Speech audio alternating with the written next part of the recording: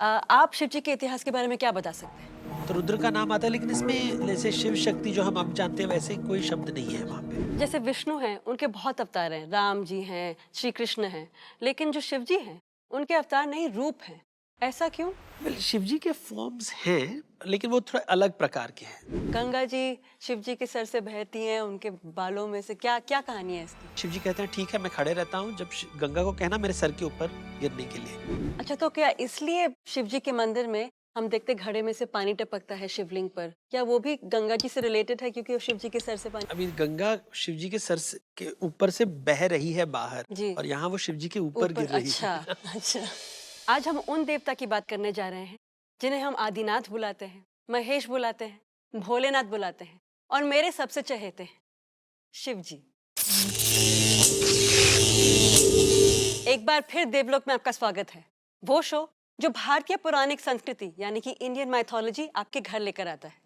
मैं हूं हिमांशी चौधरी और मेरे साथ है माइथोलॉजी एक्सपर्ट देवदत्त पटनायक। शिव जी त्रिमूर्ति के महत्वपूर्ण भाग है। उनका जो रूप है वो बहुत आकर्षक है। जब हम छोटे थे तो फैंसी ड्रेस कंपटीशन में काफी सारे लड़के शिव जी की तरह ड्रेस होके आते थे।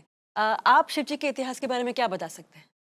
तो शिव जी का इतिहास बहुत ही लंबा है, मतलब वेदों में भी उनका जिक्र है, और वेदों में ज्यादातर इंद्र सूर्य के जिक्र ज्यादा होता है, अग्नि देवता के। तो अभी जो हम देवता मानते हैं जिनको, जैसे शिवा विष्णु, इनका नाम ज्यादा नहीं आता है वेदों में, लेकिन शिव जी का नाम आता है, और उनका जो पुराना नाम है उसका नाम है रुद्र। तो रुद्र का बहुत रिपीटिशन, बहुत हिम्स है, रुद्र स्तुति, रुद्र स्तोत्र, और वहाँ पे ज्यादातर ऐसे डिस्क्रिप्शन है कि उनका एक जैसे एक भय है, जो कवि लिख रहा है उसके बारे में, वो डरता है रुद्र से, और उसे वनस्पतियों से जोड़ा गया है, जंगल से जोड़ा गया है, पशुओं से जोड़ा गया है। लोग कहते हैं कि इंडस वैली सिविलाइजेशन में भी शायद शिव जी की पूजा होती थी, क्योंकि वहाँ पे हमको सील्स मिला गया है, जहाँ पे वो दिखते हैं, योगी के सील्स दिखते हैं, जैसे कोई योगी पोस्टर में बैठा हुआ है, त्रिशूल का इमेज मिला है, और वेदों में रुद्र का नाम आता है। तो रुद्र का नाम आता है, लेकिन इसमें जैसे शिव शक्ति जो हम अब जानते हैं वैसे कोई शब्द नहीं है वहाँ पे। वहाँ पे रुद्र के बारे में बताया गया है, औषधि के साथ, जंगल के साथ, रात्रि के साथ, मतलब थोड़ा एक इमोशन ऑफ फियर आता है यहाँ पे, ऑ आता है, एक जैसे कोई दूर का कोई देवता है जिसका नाम भी नहीं लेते हैं। ऐत्रेय ब्राह्मण में कहते हैं कि इनका नाम नहीं लेना चाहिए यज्ञ के शुरुआत में, केवल यज्ञ के पश्चात उसका नाम लेते हैं। तो ये जैसे कोई बहुत ही पावरफुल डेटी है, लेकिन कुछ कहानी नहीं मिलते। कहानी पुराणों से आते हैं, और पुराण बौद्ध काल के बाद आए हैं जी। और ये जो कहानियां हैं, यहाँ पे शिव जी की शादी के ऊपर बहुत इंपॉर्टेंस दिया गया है। तो ये बहुत ही इंटरेस्टिंग है कि क्यों सडनली शादी के बारे में कहाँ से आ रहा है। अगर आप हिस्टोरिकली देखें तो पुराण काल के पहले बुद्ध काल था, और बुद्ध काल में द होल कॉन्सेप्ट वैराग्य का था, और उसके बाद रामायण, महाभारत, शिव पुराण, ये कहानियां हैं जहाँ पे गृहस्थ जीवन के ऊपर बहुत इंपॉर्टेंस दिया गया तो है। वैराग्य का मतलब है संन्यास, संन्यास। छोड़ना, दुनिया को छोड़ना, योगी जीवन का, to accept that yogi lifestyle. तो बेसिकली यहाँ पे हम देखते हैं कि जो पुराण कथाओं में वेद के जो कैरेक्टर्स हैं वो नए रोल लेते हैं, और वो बेसिकली सांसारिक जीवन, गृहस्थ जीवन, शादी, इसके ऊपर बहुत महत्व देते हैं। तो रामायण, महाभारत, पुराण, ये सब फैमिली लाइफ को बहुत इंपॉर्टेंस देते हैं। वैराग्य, संन्यास, उसको दे आर अगेंस्ट दैट, ऐसे जैसे एक टेंशन है वहाँ पे। तो यहाँ पे शिव जी इंपॉर्टेंस, उसके बाद उनकी मूर्तियाँ बनने लगती हैं, जैसे एलोरा में कैलाश टेम्पल है, फिर शिव जी के मंदिर शुरू होते हैं सब जगह, जैसे साउथ इंडिया में बहुत ही फेमस बृहदेश्वर टेम्पल है, एकाम्र टेम्पल है उड़ीसा में। तो हर जगह पे ऐसे मंदिर शुरू हो जाते हैं अराउंड 2000 साल पहले, और फिर 1000 साल पहले बड़े बड़े मंदिर बनते हैं। तो Shiva ji becomes a very very very popular deity. Shaiva मत शुरू हो जाता है, which is competing with Vaishnava मत और शाक्त मत। तो ऐसे कंपटीशन होता है कि जैसे साउथ इंडिया में अय्यर और अयंगार का एक डिवाइड होता है, तो वैसे शैव वैष्णव का डिवाइड अक्रॉस इंडिया होता था। तो ये सडनली जो इम्पोर्टेंस आता है वो बहुत ही लास्ट 2000 ईयर्स में, तो वेद से, इंडस वैली से शायद शुरू हुआ। इसके बाद वेद में कुछ शब्द आते हैं, बहुत ही दूर वाले देवता हैं, पुराणों में उनका इम्पोर्टेंस बहुत इम्पोर्टेंस जाता है, जहाँ पे वो उनका जो हम आजकल फोटोज में देखते हैं, वो जो डिस्क्रिप्शन शुरू होता है भभूत लगाए हुए, नागों के साथ, सर्पेंट्स के साथ, एनिमल गज चर्म, व्याघ चर्म, स्किन, टाइगर स्किन, बहुत ही माचो इमेज आता है। जी, मेरी मम्मी की जो फैमिली है वो शिव जी में बहुत बिलीव करते हैं और मैंने बहुत तरह की स्टोरी सुनी है। जी कई स्टोरीज में वो योगी थे और कई स्टोरीज में वो गृहस्थ हैं। जी। तो उनका असली रूप क्या है? आप भी कह रहे हैं कि वो दोनों हैं, पर असली रूप क्या है उनका? Well, इसे समझने के लिए हमें जरा बौद्ध धर्म के ऊपर ध्यान देना पड़ेगा। सी, बुद्धिस्ट लिटरेचर में कहते हैं कि जो सिद्धार्थ गौतम थे, उन्होंने वो राजा थे, वो युवराज थे, ही वाज अ प्रिंस, कपिलावस्तु में रहते थे, शादीशुदा थे, सब कुछ था उनके पास, लेकिन वो दुखी थे। उनको लगा कि मृत्यु आने वाली है, ओल्ड एज आने वाला है, डिजीज आने वाला है, तो उनको बहुत दुख था। तो वो चाहते थे कि ये दुख से मुझे फ्रीडम चाहिए, मुक्ति चाहिए। तो उन्होंने वैराग्य लिया था। वो घर सब छोड़ के उन्होंने तपस्या की, और तपस्या से उनको ज्ञान आया कि इच्छा या काम ये दुख का कारण है। तो उन्होंने, वो शादीशुदा थे, उन्होंने शादी छोड़ के वो सन्यास बन गए। लेकिन शिव पुराण में इसका बिल्कुल ऑपोजिट कहानी है कि पहाड़ों के ऊपर, हिमालय पर्वत के ऊपर एक सन्यासी रहता है, योगी रहता है, और जिसे देवी या द गॉडेस आके कहती है कि आपको शादी करना पड़ेगा, और उसे कैलाश पर्वत से वो नीचे लाती है और उनके साथ शादी करती है। तो जो सन्यासी था वो गृहस्थ बन जाता है। तो अगर बौद्ध धर्म में जो गृहस्थ है सन्यासी बन गया, तो शैव परंपरा में जो सन्यासी है वो गृहस्थ बनता है। तो ये दोनों फॉर्म बहुत ही इंपॉर्टेंट है। चलिए अब शिव जी पर एक कथा देखते हैं। हो गया। धन्यवाद।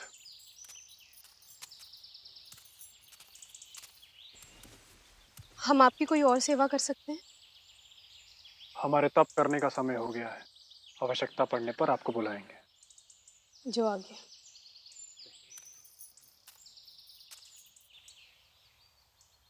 महादेव, बोलिए।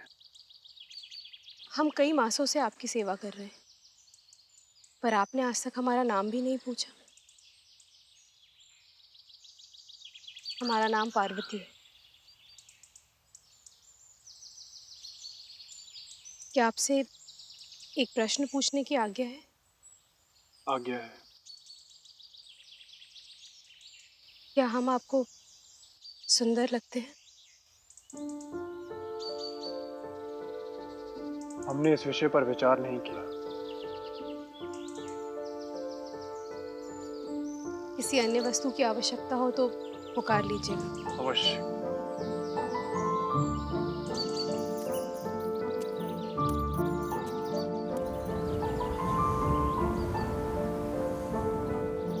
महादेव, आप हमसे विवाह करेंगे? विवाह? हम योगी हैं। विवाह करने का हमारा कोई उद्देश्य नहीं है। आप हमसे प्रेम नहीं करते? इस तरह के प्रश्न क्यों पूछ रही हैं पार्वती? इतने सप्ताहों से, इतने मासों से हम आपकी सेवा कर रहे हैं और हमारे प्रति आपके हृदय में कोई स्थान नहीं है। पार्वती, हम किसी प्रकार के बंधन स्वीकार नहीं कर सकते। क्यों नहीं? हम संसार को त्याग चुके हैं।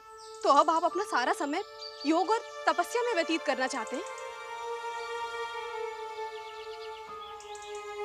आपके इन प्रश्नों का उत्तर देना हम आवश्यक नहीं समझते।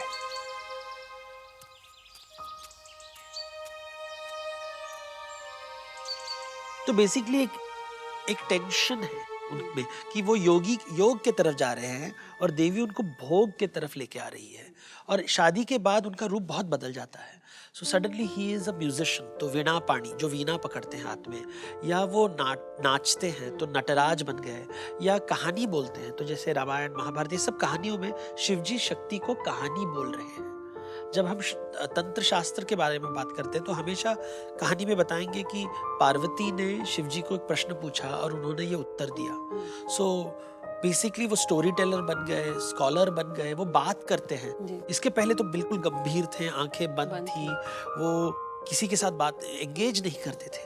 लेकिन देवी आके उनको भोगी बनाते हैं, लोग दुनिया के साथ उनका एंगेजमेंट शुरू हो जाता है। तो basically not withdrawing from the world but participating in the world. तो शिव जी वो होते हैं जो दुनिया से कुछ त्याग चुके हैं, और शंकर वो हैं जिसने दुनिया का भोग ले रहे हैं। तो ये दो फॉर्म निकल आता है पुराणों में। देवदत्त, जैसे विष्णु हैं, उनके बहुत अवतार हैं, राम जी हैं, श्री कृष्ण हैं, लेकिन जो शिव जी हैं उनके अवतार नहीं, रूप हैं। ऐसा क्यों? शिव जी के फॉर्म्स हैं, लेकिन वो थोड़ा अलग प्रकार के हैं।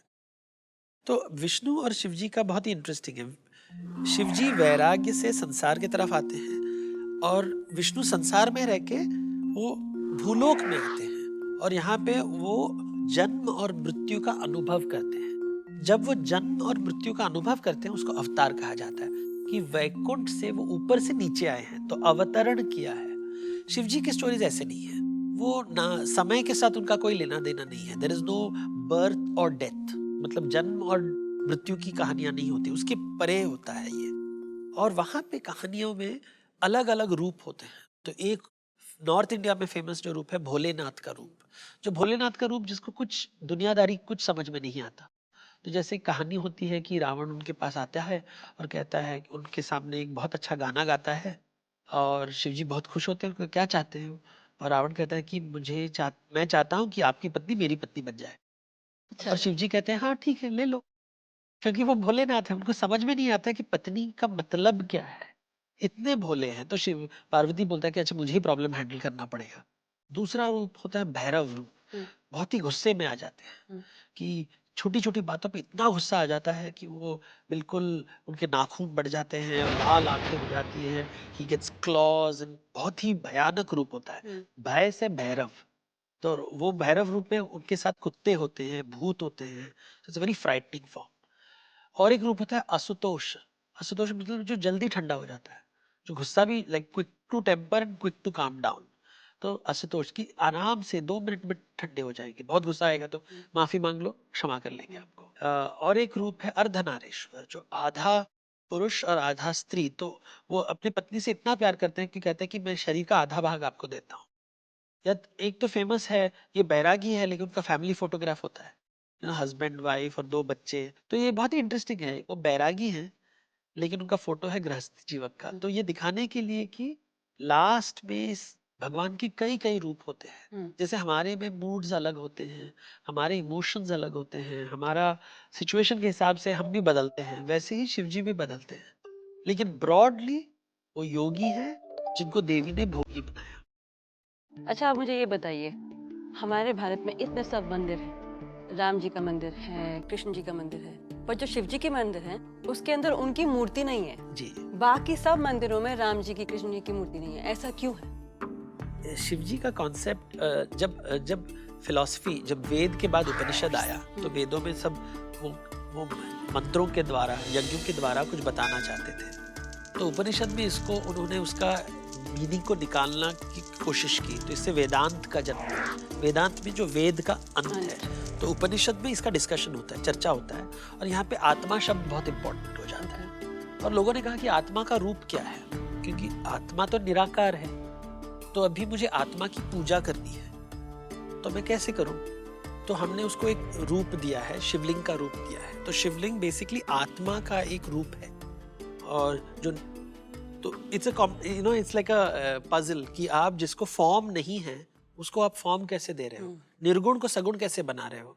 तो वैसे तो शिवलिंग का वो पर्पस है, और इसलिए हम उसको शिव मंदिर में डालते हैं। तो that is the whole purpose. अच्छा, ये कहानी के बारे में बताइए, जो गंगा जी शिव जी के सर से बहती हैं, उनके बालों में से क्या क्या कहानी है इसकी? तो अगर आप गंगा को देखें तो नदी है, नदी is that is always flowing, जो अस्थिर है, कंटिन्यूअसली चेंजिंग। और शिवजी पहाड़ के ऊपर बैठते हैं, पहाड़ इज स्टिल, नेवर चेंजिंग। तो एक साइड में है जो बिल्कुल स्थिर है और दूसरी तरफ अस्थिर है। So these are two concepts. तो जो स्थिर है उसे आत्मा कहेंगे, और जो बह रहा है उसे हम नेचर कहेंगे, प्रकृति कहेंगे। और प्रकृति और आत्मा के बीच का जो कॉन्वर्सेशन है वो है शिव शक्ति का संवाद। अच्छा। तो कहानी होती है कि एक राजा है जिसके बेटे मर गए हैं, और वो सोच रहा है कि मेरे बेटों का पुनर्जन्म होगा कि नहीं होगा। तो देवता उसको बताते हैं कि तुम्हारा पुनर्जन्म हो सकता है अगर स्वर्ग से गंगा नदी अर्थ पे, भूलोक पे आ सकती है, और उस नदी के अंदर अगर आपके बेटों का राख आप उसके अंदर डाल सकते हो, अस्थि जो है विसर्जन कर सकते हो, तो उनका रीबर्थ जरूर होगा।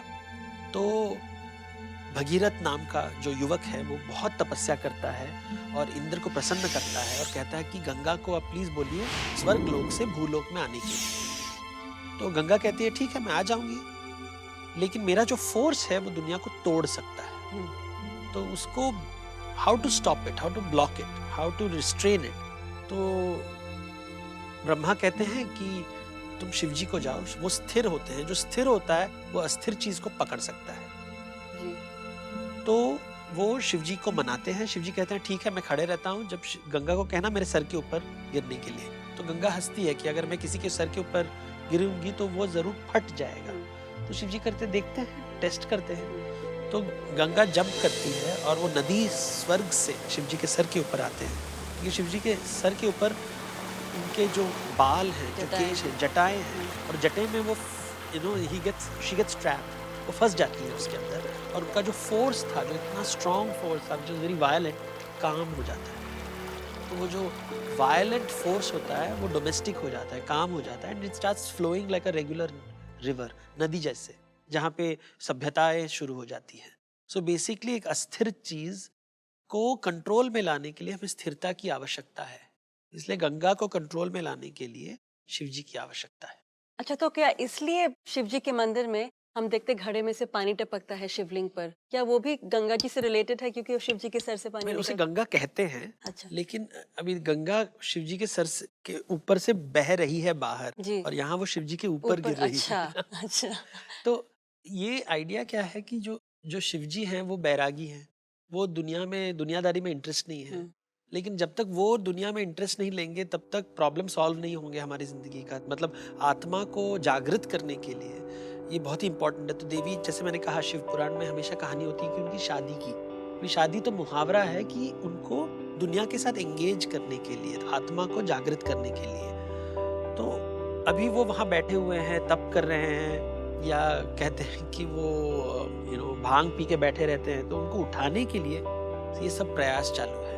तो ऊपर कंटिन्यूअसली पानी गिर रहा है। तो आप मंदिर में जाओगे, शिव के मंदिर में देखेंगे तो लोग ऐसे ताली बजाते हैं ताकि वो उठ जाए और हमारी बात सुने। अच्छा। क्योंकि वो उनको हमेशा वो भांग में मस्त मस्त रहते हैं। तो पानी कंटिन्यूअसली गिराया जाता है, और नीचे उनके उनके चारों तरफ जो जो ट्रफ है, उसको जो योनि है, वो देवी का रूप है। जी। तो देवी उनको कस के पकड़ के कहीं भाग न जाए, कि क्योंकि उनको इंटरेस्ट ही नहीं है। तो एक पत्नी उनको पकड़ के रखी है जो गौरी है, और गंगा ऊपर से पानी फेंक रही है, और भक्त ताली बजा रहे हैं कि भैया उठो हमारी और बातें हमारी सुनो। बातें सुनो। तो वो है भोलेनाथ, और वो क्षमा कर लेंगे। अभी शिव जी के मंदिर तो कहीं पे भी हो सकता है, पेड़ के नीचे हो सकता है, स्मशान भूमि में होता है। ऐसे बड़ा मंदिर बनाने की जरूरत नहीं है। जैसे श्री कृष्ण के मंदिर बड़े बड़े वैभव होते हैं, विष्णु के मंदिर वैभव होते हैं, राम जी के मंदिर वैभव होते हैं, उनके कई कई रूप होते हैं, वेशभूषाएं होती हैं, श्रृंगार होता है। शिव जी का कुछ नहीं, सिंपल एक पत्थर की वो एक शिव जी का पिंड है, उसके ऊपर गंगा जी बह रही है, नीचे योनि के रूप में शक्ति है।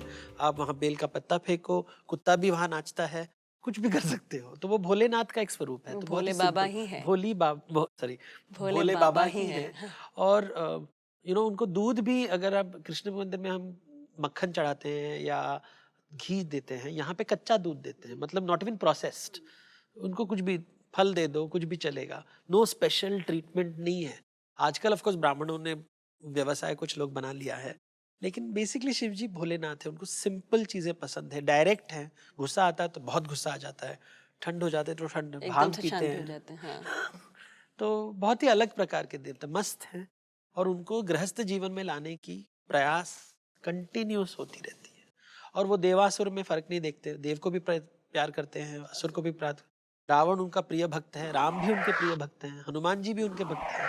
तो सब जगह भक्त है। कोई तो कहते हैं कि हनुमान जी शिव जी के स्वरूप हैं। तो अलग अलग विचार ऐसे हैं। चलिए देवदत्त, अब समय आ गया है ऑडियंस से सवाल लेने का। हेलो सर, मेरा सवाल ये है कि मैंने सुना है कि शिव जी की 3 आँखें होती हैं, पर वो अपनी तीसरी आँख कब इस्तेमाल करते हैं? क्या आप एक्सप्लेन कर सकते हैं? तो ये फेमस एपिसोड है जब पार्वती जाती है शिव जी के पास और वो चाहती हैं कि शिव जी उनके तरफ देखें। तो शिव जी इंटरेस्टेड नहीं है, वो आंखें बंद कर दिए हैं। उनका तो बहुत ही ट्रॉमेटिक एपिसोड हुआ है। उन्होंने शादी की थी सती के साथ और सती अग्निदाह करती है और फिर वो दक्ष का यज्ञ शिव जी तोड़ते हैं, भंग करते हैं और फिर वो विड्रॉ करते हैं वर्ल्ड से, अपने केव में, अपने माउंटेन के ऊपर आंखें बंद करके शांति से बैठे रहते हैं। जब पर्वत से पार्वती निकलती है और कहती है कि आप मेरे तरफ देखिए, प्लीज शादी कीजिए, और वो इंटरेस्टेड ही नहीं है। तो इंद्रदेव जो होते हैं, जो डिसाइड करते हैं इंटरफेयर करने के लिए, कि थोड़ा प्रोसेस को एक्साइट करने के लिए, तो बोलते हैं कामदेव की तरफ जाते हैं। वो god of lust and desire, जो इच्छा के देवता हैं, इंद्रियों के देवता हैं, उनके पास जाते हैं। बोलते हैं कि शिव जी की तरफ तुम्हारा एक बाण चला लो। तो कामदेव आते हैं वसंत ऋतु के साथ, अप्सराओं के साथ वहाँ आते हैं और कैलाश पर्वत के ऊपर वो अपना धनुष उठाते हैं और तीर चलाते हैं। और जब चलाते हैं तो शिव जी आंखें बंद रखते हैं, लेकिन एक थर्ड आई खोल लेते हैं। थर्ड आई खोल के काम देवता को बिल्कुल भस्म कर देते हैं और उस भभूत अपने शरीर पे लगा लेते हैं शिव जी। तो बहुत ही भयानक रूप होता है। तो बेसिकली थर्ड आई का मतलब है जिस आई से आप अपने डिजायर को डिस्ट्रॉय करते हो। अच्छा। तो जब आप डिजायर को डिस्ट्रॉय करते हो तो दुनिया को डिस्ट्रॉय करते हो, क्योंकि दुनिया डिजायर से निकलती है। जो संस्कार है, हमारी जो लाइफ है, अगर डिजायर नहीं होगी तो लाइफ भी नहीं होगी। तो काम को डिस्ट्रॉय करने से, इसलिए शिव जी को हम डिस्ट्रॉयर कहते हैं। नॉट कि वो दुनिया को डिस्ट्रॉय किया, उन्होंने काम को डिस्ट्रॉय कर दिया था। लेकिन शाक्त परंपरा में एक दूसरी कहानी है। कहते हैं कि शिव जी की जो थर्ड आई है वो देवी की वजह से आई, क्योंकि जब पार्वती उनके सामने पहले बार उन्होंने पार्वती को देखा, बोला इतना सुंदर, इतनी सुंदर स्त्री है, तो 2 आंखें से उनके सौंदर्य को कैसे देखूं मैं। इसलिए तीसरी आंख आ गई ताकि वो उनका पूरा अनुभव कर सके। तो ये अभी कौन सा स्टोरी आपको लेना है? एक ऑफ कोर्स लिखित है, मतलब संस्कृत के पौराणिक परंपरा से आती है। दूसरा मौखिक है, रोमांटिक है लेकिन मौखिक है, ओरल ट्रेडिशन है फ्रॉम द शाक्त परंपरा। तो उसका स्क्रिप्चर में रेफरेंस नहीं मिलेगा, लेकिन ये जैसे बॉल लोग कहते हैं कि देवी के सौंदर्य को देख के शिव जी ने तीसरी आंख उनकी आ गई। तो जो नेगेटिव है, एक वेपन है, यहाँ पे एक बहुत ही रोमांटिक फॉर्म में बदल गया। शिव जी के बारे में जितनी भी बातें करें कम है, लेकिन दुर्भाग्यवश हमारे पास आज इतना ही समय है। अगली बार फिर मिलेंगे इंडियन माइथोलॉजी की कुछ और बातें लेकर। तब तक के लिए धन्यवाद।